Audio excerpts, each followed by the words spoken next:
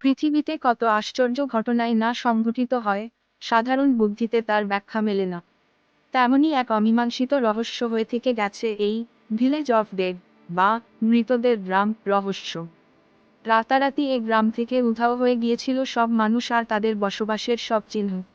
এমনকি কবরের মধ্যে থেকে অদৃশ্য হয়ে গিয়েছিল সব লাশও।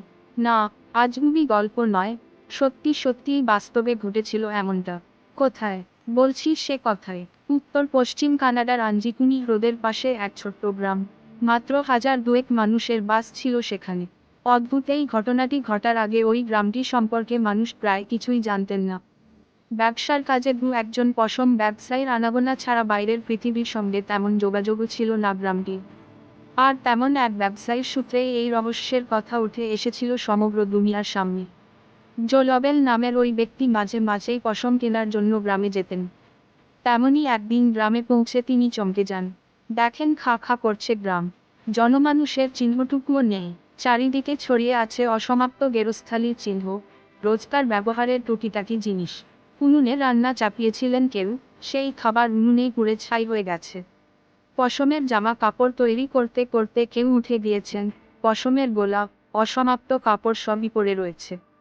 যেন হাতের কাজ ফেলে রেখে কোনো প্রয়োজনে কিছুক্ষণের জন্য চলে গেছে সকলে।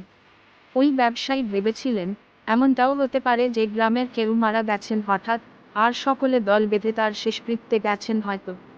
এই ভেবে গ্রামের গোরস্থানে গিয়ে পৌঁছান ওই ব্যক্তি। কিন্তু সেখানে অপেক্ষা করেছিল আরও ভয়ঙ্কর এক দৃশ্য। দেখা যায় কবরস্থানের সবগুলো কবর খোঁড়া, কিন্তু একটা কবরেও লাশের চিহ্ন মাত্র নেই। এমনকি পুরনো কবরের মধ্য থেকে কঙ্কাল পর্যন্ত গায়েব। ভয়ে বিস্ময়ে শেষ পর্যন্ত পুলিশকে খবর দেন ওই ব্যবসায়ী।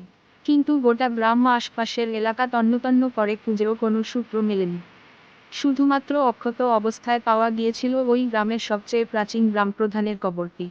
আর কোনো জীবিত মানুষের চিহ্নও মেলেনি কোথাও। 1930 সালের এই ঘটনা ক্রমশ উঠে আসে গোটা দুনিয়ার সামনে।